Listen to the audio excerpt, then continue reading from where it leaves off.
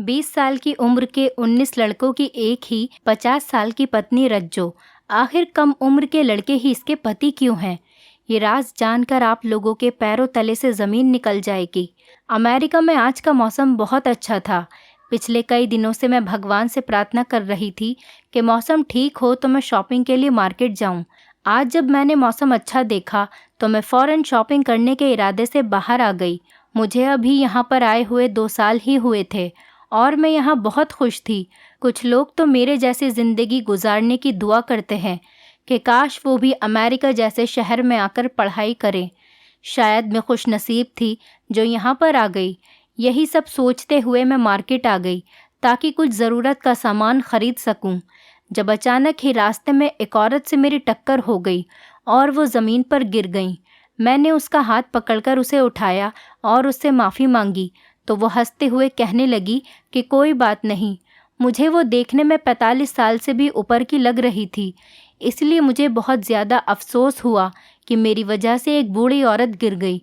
मैंने एक बार फिर से उनसे माफ़ी मांगी। उसके बाद मैंने उन्हें अपने बारे में बताया तो वो भी मुझे अपने बारे में बताते हुए कहने लगी, मेरा नाम रज्जो है, मैं हिंदुस्तान से ही हूँ। मैं ये सुनकर बहुत खुश हुई कि वो भी हिंदुस्तान से ही हैं। मैंने उनसे पूछा कि रज्जो आंटी, आप किस शहर में रहती हैं? तो वो कहने लगी कि मैं सीतापुर से हूँ और यहाँ अपने पति के साथ घूमने के लिए आई हूँ। मैं भी सीतापुर से ही थी। अपने शहर का कोई परदेश में मिल जाए तो बहुत ज़्यादा खुशी होती है, इसीलिए मुझे उनसे मिलकर बहुत खुशी हुई और मैंने उनसे ये बात कही, मैं यहाँ पास में ही रहती हूँ, कभी आप मुझसे मिलने आइएगा ज़रूर।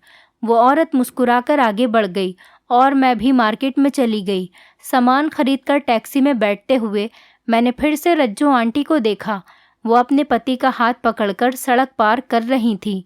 मुझे उनके पति को देखकर पता नहीं ऐसा क्यों लगा कि जैसे मैंने उसे कहीं देखा हो।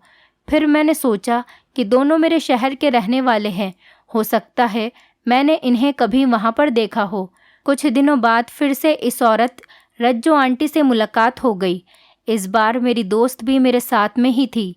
जब हम वापस आने लगे तो मेरी दोस्त ने हल्के से मेरे कान में कहा, तुमने इस आंटी के पति को देखा है? मैंने उससे कहा, नहीं तो। वो मुझसे कहने लगी, जब तुम देखोगी तो हैरान रह जाओगी, दांतों तले अपनी उंगली चबा लोगी। इस आंटी का पति एक 20 साल का हैंडसम सा लड़का है। ये सुनकर तो मैं वाकई हैरत में पड़ गई। हम अक्सर लोगों के मुंह से ये बात सुनते ही रहते हैं कि किसी लड़की ने बड़े उम्र के मर्द से शादी कर ली, लेकिन बहुत कम ऐसा सुनने को मिलता है कि एक जवान और हैंडसम लड़के ने बड़ी उम्र की औरत से शादी कर ली हो। मैंने सोचा ज़रूर ये आंटी बहुत पैसे वाली होंगी, तभी तो एक जवान और हैंडसम लड़के ने इनसे शादी कर ली। अक्सर जवान लड़के लालच में आकर ही ऐसा कर लेते हैं। खैर, जो भी बात थी, मुझे इस लड़के को देखने की ख्वाहिश हो रही थी जो खुद उस औरत के बेटे की उम्र का था और उसका पति बनकर बैठा था। फिर शायद भगवान ने मेरी ये प्रार्थना सुन ली। एक दिन रास्ते में मुझे रज्जो आंटी मिली। मैंने अपनी ख्वाहिश के हाथों मजबूर होकर उनसे कह दिया कि मैं आपके पति से मिलना चाहती हूँ। आपके पति की मैंने बहुत तारीफ़ सुनी है।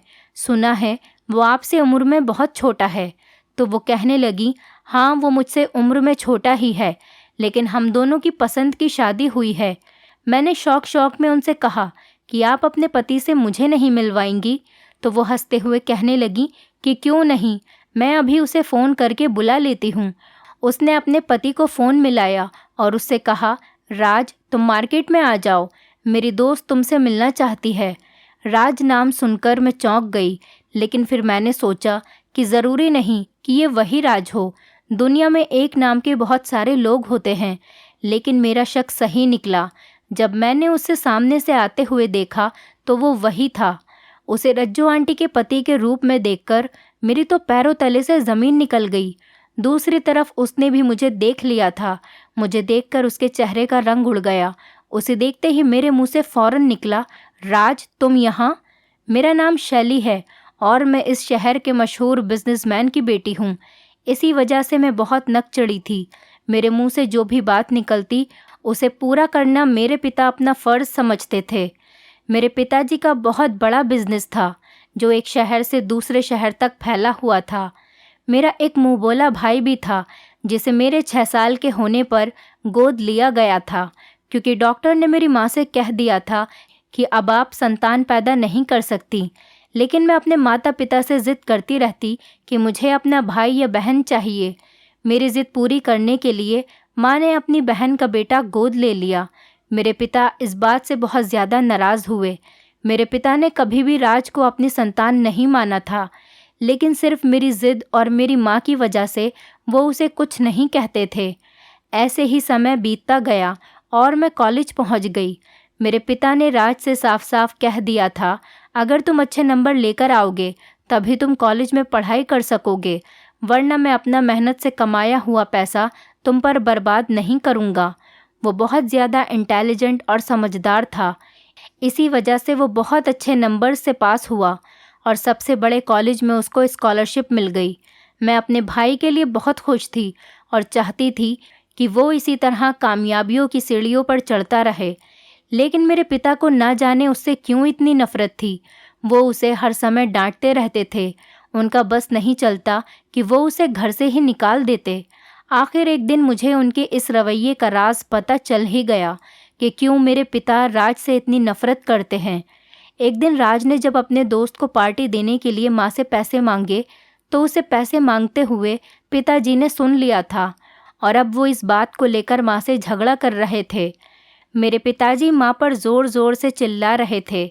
वो कह रहे थे कि अपने भांजे को मेरी बेटी की जायदाद में हिस्सेदार बनाकर ले आई हो। मुझे ये बात बिल्कुल अच्छी नहीं लगती। माँ ने भी चीख कर उन्हें जवाब दिया, अगर आपको राज से इतनी ही परेशानी है तो अपने हिस्से की जायदाद में से 1 रुपये भी उसे मत देना। इस जायदाद में मेरा भी हिस्सा है, इस पर मेरा भी हक है। आपकी दौलत और जायदाद पर मेरा भी हिस्सा है। मेरी मर्जी, मैं अपनी दौलत जिसके भी नाम करूं। माँ और पिताजी की आवाज़ सुनकर मैं अंदर कमरे में गई। राज बेचारा एक तरफ मुंह लटकाए हुए खड़ा था और मेरे माता पिता झगड़ा कर रहे थे। इस समय उसकी उम्र 18 साल थी। मुझे उन पर बहुत तरस आ रहा था। कभी कभी तो मैं सोचती थी कि शायद माँ ने उसे गोद लेकर उसके साथ बहुत गलत किया है। भले ही वो अपने गरीब माँ बाप के साथ रहता, लेकिन उसे एक पिता का प्यार तो मिल जाता। मेरे पिता ने तो कभी उसे प्यार से देखा भी नहीं था, मगर इन सब का अब कोई फ़ायदा नहीं था। कुछ साल पहले ही मासी और मौसा का एक कार एक्सीडेंट में देहांत हो गया था। मैंने अपने पिता से कहा कि आप खामखा ही माँ से लड़ रहे हैं। राज कोई पराया नहीं है, मेरा अपना भाई है। उसका भी इस जायदाद में बराबर का हिस्सा है। अगर आप उसे कुछ नहीं देंगे तो मैं दे दूंगी। मेरे पिता ने गुस्से में हम सबको देखा और कहने लगे कि मेरे फैसले के खिलाफ तो तुम दोनों जब जाओगे ना, जब मैं तुम दोनों को कुछ दूंगा। अगर आज इसी समय ये लड़का इस घर से नहीं निकला तो मैं अपनी जायदाद में से तुम दोनों को कुछ भी नहीं दूंगा, बल्कि तुम दोनों को अपनी जायदाद से बेदखल कर दूंगा। तुम लोग जब सड़क पर आ जाओगी तब तुम्हें पता चलेगा। मैं और मेरी माँ पिताजी की ये बातें सुनकर दंग रह गए। कोई किसी से इतनी नफ़रत कैसे कर सकता था? मैं भी तो उन्हीं का खून थी। मैंने भी गुस्से में आकर कह दिया कि ठीक है, आपको हमें कुछ नहीं देना तो ना दें, हम भी अपने भाई के साथ इस घर से चले जाएंगे। मेरी बात सुनकर राज रोते हुए कहने लगा, दीदी आप मेरी खातिर पिताजी से लड़ाई न करें, मैं ही इधर से चला जाता हूँ। हम उसे रोकते रह गए, लेकिन उसने हमारी एक बात भी नहीं सुनी और वो घर से चला गया।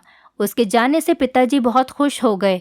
पता नहीं ये कैसी खुशी थी जो एक बेसहारा लड़के को घर से निकालकर उन्हें मिल रही थी, वरना बेसहारा लोगों के साथ जुल्म करने वालों को तो चैन से नींद भी नहीं आती, उनकी तो नींद ही उड़ जाती है। कुछ दिनों बाद मुझे पता चला कि राज ने कॉलेज छोड़ दिया है और वो विदेश जाने के चक्कर में पड़ गया है। मैंने उससे मिलने की कोशिश की ताकि मैं उसे समझाऊं, लेकिन उसने मुझसे मिलने से मना कर दिया। इन दिनों मेरे एग्ज़ाम चल रहे थे, इसीलिए मैं एग्ज़ाम की तैयारियों में बिज़ी हो गई। कभी कभी उसके दोस्तों से उसकी खबर मिल जाती थी। अपनी पढ़ाई कंप्लीट होने के बाद मैं आगे पढ़ने के लिए विदेश चली गई और राज से मेरे सारे कांटेक्ट ख़त्म हो गए और अब 3 साल बाद उसे अपने सामने देखकर मैं हैरान रह गई। उसने अपने से इतनी बड़ी उम्र की औरत से शादी कर ली थी। मैंने हैरानी से कहा, राज तुम यहाँ? रज्जू आंटी खुश होकर बोली, क्या तुम एक दूसरे को जानते हो? मेरे कुछ बताने से पहले ही राज बोल पड़ा, ये मेरे दोस्त की बहन है, आपसे मिलकर बहुत खुशी हुई। हमें देर हो रही है, चलो हम चलते हैं। वो अपनी पत्नी का हाथ पकड़कर वहाँ से तेजी से चला और मैं कुछ देर अपनी जगह सुन खड़ी रही। राज ने ये क्या किया था? अभी तो वो सिर्फ 20 साल का ही था और उसने 50 साल की औरत से शादी कर ली। क्यों? आखिर क्या वजह थी? देखने से वो रज्जो आंटी अमीर भी नहीं लगती थी, वरना मैं समझ सकती थी कि राज ने दौलत की वजह से उनसे शादी की होगी। लेकिन उसने तो मुझसे बात भी नहीं की थी और अपनी पत्नी को लेकर वहाँ से चला गया था।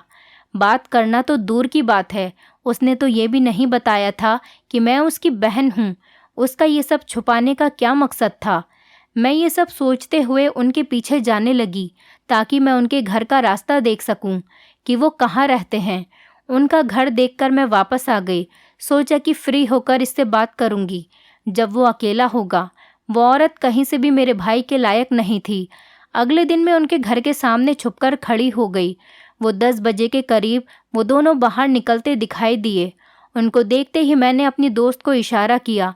वो भागकर रज्जो आंटी के गले लग गई और उनसे बातें करके उनका ध्यान बटाने लगी। तभी मैंने मौके का फ़ायदा उठाकर राज का हाथ पकड़कर उसे अपने साथ एक कॉफ़ी शॉप में ले गई। अंदर आते ही मैंने उसके मुंह पर थप्पड़ मारा और उससे पूछने लगी कि किसकी इजाज़त से तुमने इस बूढ़ी औरत से शादी की है। वो मार खाकर कहने लगा, दीदी तुम मेरी फ़िक्र मत करो, मैं बहुत जल्दी इससे डिवोर्स ले लूँगा। लेकिन अभी मैं तुम्हें नहीं बता सकता कि मैंने उससे शादी क्यों की है। मैंने उससे पूछने की बहुत कोशिश की, लेकिन उसने मुझे कुछ भी नहीं बताया। मजबूर होकर मैंने उसे वहाँ से जाने दिया। बाद में जब मेरी दोस्त मुझे मिली तो वो मुझसे कहने लगी कि मैंने उस औरत से पूछने की बहुत कोशिश की कि उसने 20 साल के लड़के से शादी क्यों की, लेकिन उसने मुझे कुछ भी नहीं बताया। मैं सोचने लगी कि बहुत चालाक औरत है, बस राज इससे डिवोर्स ले ले, फिर इसका जो दिल चाहे वो करती रहे, बस मेरे भाई की ज़िंदगी ख़राब होने से बच जाए। मुझे लगता था कि उसने मेरे भाई को फंसाया होगा। 15 दिन बाद मैंने राज को फ़ोन करके पूछा तो वो कहने लगा कि दीदी मैंने उस औरत से डिवोर्स ले ली है। ये सुनकर मुझे बहुत खुशी हुई और सोचने लगी कि चलो अच्छा है, मेरा भाई उस औरत से आज़ाद हो गया। इस समय मुझे अपने पिता पर बहुत गुस्सा आया। सिर्फ उन्हीं की वजह से ही राज ने ये कदम उठाया था, वरना राज कभी भी इस औरत से शादी नहीं करता। मुझे खुद पर भी शर्मिंदगी हुई थी कि मैं अपने जीवन में इतनी बिजी हो गई थी कि मैंने अपने छोटे भाई पर ध्यान ही नहीं दिया। मेरी छुट्टियां हो गई थी तो मैं अपने घर वापस आ गई ताकि मैं अपने माता पिता से मिल सकूं। मैं एक हफ्ता अपने घर पर ही रही, मगर जिस दिन मुझे वापस जाना था उसी दिन मैंने फिर से इस औरत को अपने भाई के साथ देखा।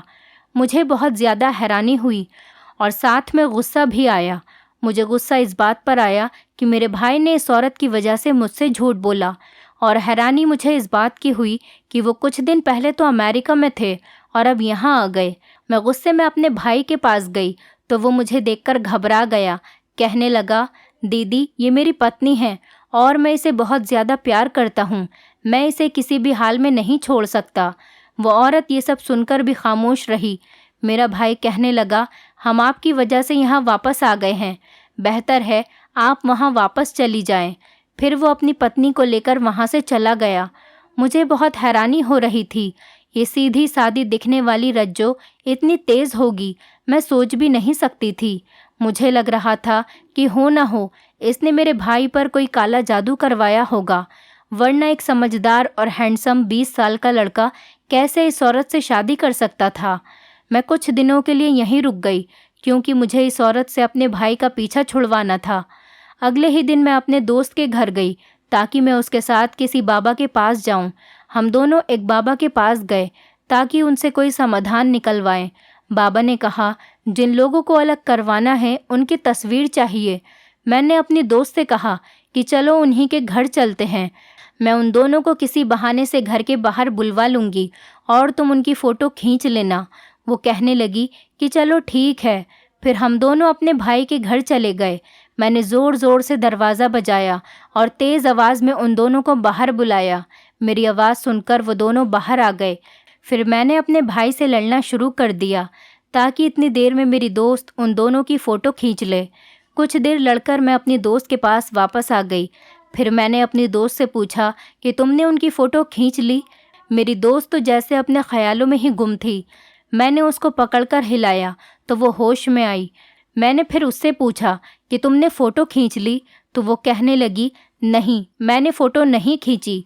मुझे उस पर गुस्सा आया और मैं कहने लगी कि तुमने फ़ोटो क्यों नहीं खींची। तब वो मुझसे कहने लगी कि ये कोई जादू वादू का चक्कर नहीं है, ये रज्जो है, इसका काम ही यही है कि वो 20 साल के लड़कों से शादी करती है। शायद तुम नहीं जानती कि इसने अब तक कितने लड़कों से शादी की है। अब उसने तुम्हारे भाई से शादी कर ली है। अपनी दोस्त के मुंह से ये सब बातें सुनकर मेरी आंखें खुली की खुली रह गईं।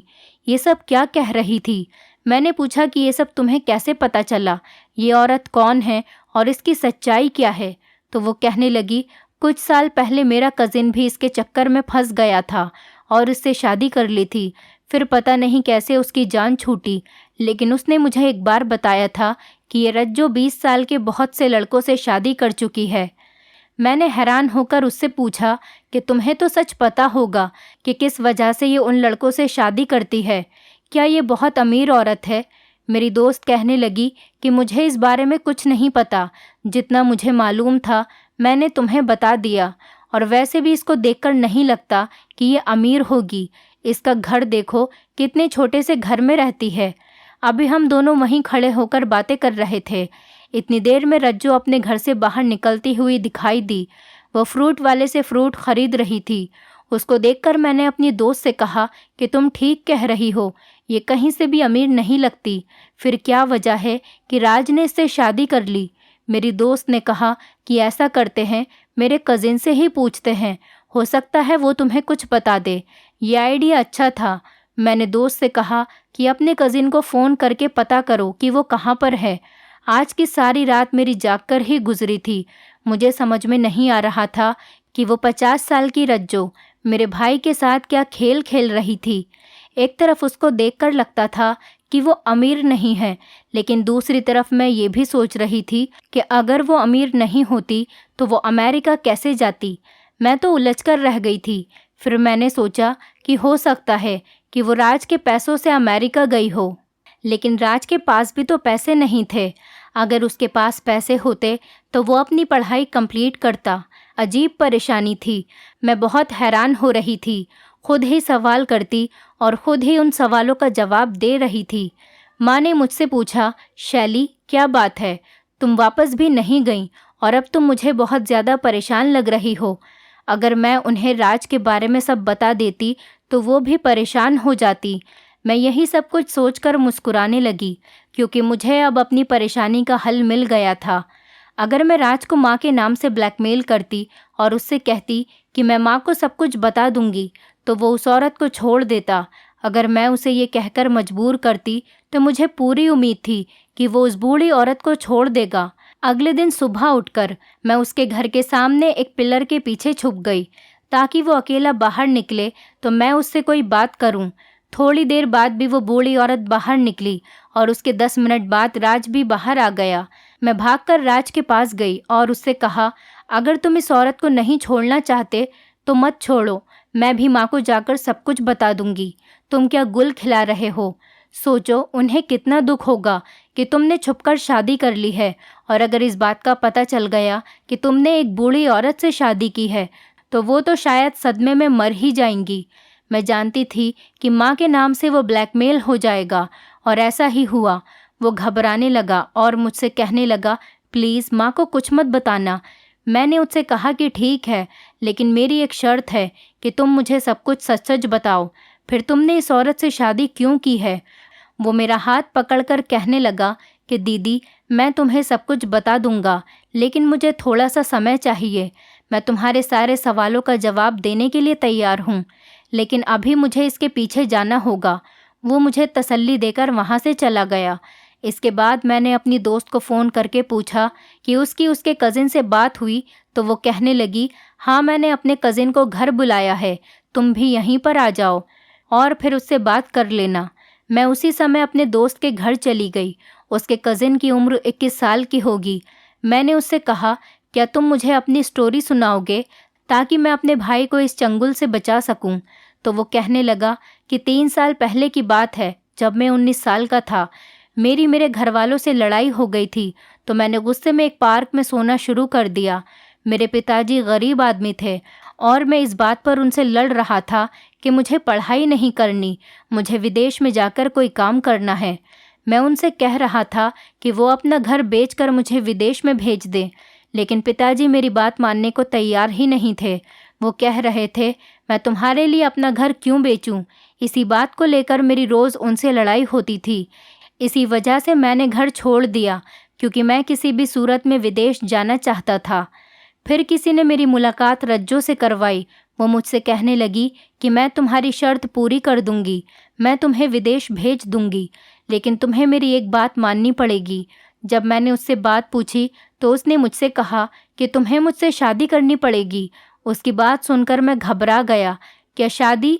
मगर वो कहने लगी कि घबराने की कोई ज़रूरत नहीं है, बस 2-3 महीने की बात है, फिर हमारी डिवोर्स हो जाएगी। मैं भी विदेश जाने के लालच में उसकी बात मान गया और मैंने उससे शादी के लिए हाँ कर दी। शादी के बाद ही वो मुझे विदेश लेकर चली गई, तो मुझे उसकी बात पर यकीन आ गया। वो मुझसे कहने लगी कि अब तुम्हें यहीं रहना है, मगर इससे पहले तुम मेरे साथ एक बार हिंदुस्तान चलो, क्योंकि हमारी शादी वहीं हुई थी, तो हमारी डिवोर्स भी वहीं पर होगी। मुझे डिवोर्स देकर तुम अकेले वापस आ जाना। मैं उसकी बातों में आकर वहाँ से वापस आ गया। इस बात का मेरे घर वालों को भी पता चल गया था कि मैंने शादी कर ली है, लेकिन मैंने उन सबको समझा दिया कि मैं बहुत जल्दी उससे डिवोर्स ले लूँगा। जिस दिन हमें कोर्ट में जाकर डिवोर्स का केस फाइल करना था, उस दिन अचानक से मैंने उसको किसी से बातें करते हुए सुना। वो कह रही थी कि खाना तैयार है ना, अब मेरा इस लड़के से दिल भर गया है, अब मैं दूसरा शिकार फंसाऊंगी। मैं 1 घंटे बाद इसे अपने साथ लेकर आऊंगी। तुम पीछे से इसके सर पर वार करके इसे बेहोश कर देना, फिर इसे तहखाने में हमेशा हमेशा के लिए बंद कर देना। वो ये सब बातें मेरे बारे में कर रही थी। ये सुनकर मेरे ऊपर आसमान गिर पड़ा और मैं जल्दी से वहाँ से निकलकर भाग गया। मैंने अपने घर आकर ही चैन की सांस ली। फिर उसके बाद मुझे उसके बारे में कुछ भी पता नहीं चला। लेकिन अगर तुम्हारे भाई ने उस औरत से शादी कर ली है, तो वो बहुत बुरा फंसने वाला है, उसकी ज़िंदगी ख़तरे में है। अपने दोस्त के कज़िन के मुंह से ये सारी कहानी सुनकर मुझे लगा था कि मेरे पैरों तले से ज़मीन खिसक गई है। कुछ देर पहले ही राज उस औरत के साथ गया था। अगर मेरे भाई को कुछ हो गया तो मैं माँ को क्या जवाब दूंगी? मैंने दोस्त के कज़िन से पूछा, क्या तुम्हें उस जगह का एड्रेस पता है जहाँ वो तुम्हें ले जाने वाली थी? उसने नामे सर हिलाया कि मुझे उस जगह का पता नहीं मालूम है। मैं बहुत टेंशन में आ गई थी कि मैं अब क्या करूं, कैसे पता लगाऊं। मेरे भाई की ज़िंदगी ख़तरे में थी। मुझे याद था अभी थोड़ी देर पहले मुझे बात करने के बाद वो अपनी पत्नी के पीछे भागा था। मैंने राज का नंबर डायल किया, मगर वो बंद जा रहा था। मेरा कलेजा मुंह को आ गया था कि ना जाने अब क्या होगा। अचानक इस लड़के ने आइडिया दिया कि आप अपने भाई के मोबाइल की लोकेशन चेक करवा लो, इससे पता चल जाएगा कि आपका भाई इस समय कहाँ है। मैंने उससे कहा, मैं ये काम किससे करवाऊँ, मैं तो किसी को भी नहीं जानती। तब वो कहने लगा कि आप फिक्र ना करें, मेरा एक दोस्त मोबाइल कंपनी में काम करता है, आप मुझे अपने भाई का नंबर दें, मैं पता निकलवाता हूँ। कुछ देर बाद ही हमें पता चल गया। मेरे भाई के फ़ोन की लोकेशन बहुत दूर सुनसान इलाके में शो हो रही थी। हम तीनों गाड़ी में बैठकर उस लोकेशन पर जाने लगे। पूरे रास्ते में भगवान से अपने भाई की ज़िंदगी की प्रार्थना करती रही। 15 मिनट बाद गाड़ी एक घर के आगे रुकी। दरवाज़ा बंद था, मगर हमारे साथ आए हुए इस लड़के ने ज़ोर से धक्का देकर दरवाज़ा खोल लिया। हम बहुत ही हल्के हल्के घर के अंदर गए। मेरी दोस्त का कज़िन कहने लगा कि हमें सबसे पहले वो तहखाना ढूंढना होगा, वो लोग वहीं होंगे। कुछ देर में हमें तहखाना मिल गया। हम हल्के हल्के नीचे उतरने लगे। मैंने तहखाने में जाने से पहले किचन से एक छुरी पकड़ी और अपनी दोस्त को पकड़ा दी। जैसे ही हम तीनों ने अंदर कदम रखा तो मेरी ऊपर की सांसें ऊपर और नीचे की सांसें नीचे रह गईं। सामने का मंजर देखकर मुझे यकीन नहीं आ रहा था। हमने देखा कि वो औरत रज्जो कुर्सी से बंधी हुई थी और उसके सामने राज टांग पर टांग रखकर बैठा हुआ था। हमें देखकर वो घबरा गया और उठकर खड़ा हुआ। मुझसे कहने लगा कि दीदी, आप यहाँ पर क्या कर रही हो? तुम्हें यहाँ का एड्रेस किसने बताया? मैंने बेचैनी से पूछा कि क्या तुम ठीक हो, और ये औरत बहुत रस्सियों से बनी हुई क्या कर रही है। राज कहने लगा कि दीदी तुम परेशान मत हो, मैं तुम्हें सब कुछ बताता हूँ कि ये औरत यहाँ कैसे है। हम तीनों बैठ गए। राज कहने लगा, जब पिताजी ने मुझे घर से निकाल दिया तो मेरा एक दोस्त मुझे अपने घर ले गया। मेरे इस दोस्त का भाई कुछ अरसे से लापता था। मैंने जब उसके भाई के बारे में पूछा तो उसने मुझे बताया कि एक बड़ी उम्र की औरत ने उससे शादी की थी और फिर उसका कुछ पता ही नहीं चला वो कहाँ है। मैं अपने इस दोस्त की मदद करना चाहता था, इसीलिए मैंने इस औरत की सारी इन्फॉर्मेशन निकलवा ली। तब मुझे पता चला कि वो सिर्फ 20 साल के लड़कों से ही शादी करती है। नौजवान लड़कों को विदेश जाने का लालच देकर उनको कैद कर लेती है। मुझे पूरा यकीन था कि मेरे दोस्त का भाई इसी के पास होगा। मेरे दोस्त ने मेरा उस वक्त बहुत साथ दिया था जब मेरे पिताजी ने मुझे घर से बेदखल कर दिया था। मैंने उसकी मदद करने का फैसला कर लिया था और पूरी प्लानिंग करके इस औरत के करीब आया। यह हमेशा गरीब लड़कों को ही फंसाती थी जिनकी आंखों में अपने फ्यूचर के सपने होते थे। ये उनको उनके सपने पूरे करने का लालच देकर अपने काबू में कर लेती है। मैंने खुद को इसके काबू में दे दिया ताकि इसे ऐसा लगे कि अब ये जो मेरे साथ चाहे वो कर सकती है। इसलिए ये आज मुझे यहाँ लेकर आई थी, मगर मुझे तो इसकी नीयत पहले से ही पता थी, इसीलिए मैं पहले से ही तैयार था। बजाय इसके ये मुझे कैद करती, मैंने इसे कैद कर लिया और रस्सियों से बांध दिया। अभी मैं इससे पूछताछ कर ही रहा था तो मालूम हुआ कि इसका पूरा ग्रुप है। ये नए उम्र के लड़कों को फंसाती है और जब इसका दिल भर जाता है तो ये उनको अमीर और बूढ़ी औरतों को बेच देती है जो इसकी तरह दिमागी बीमार होती है। मैं तो बस इससे इनकी सच्चाई जानने वाला था, इसीलिए आपसे मैंने कुछ समय मांगा था। सारी सच्चाई सुनकर मैंने अपने भाई से कहा कि तुम पुलिस को फ़ोन करो, वो खुद ही इससे बाकी लड़कों के बारे में उगलवा लेगी। थोड़ी देर बाद पुलिस आकर उसे ले गई और उसकी बताई हुई जगह पर छापा मारकर सब लड़कों को रिहा करवा दिया। लड़कों में राज के दोस्त का भाई भी था।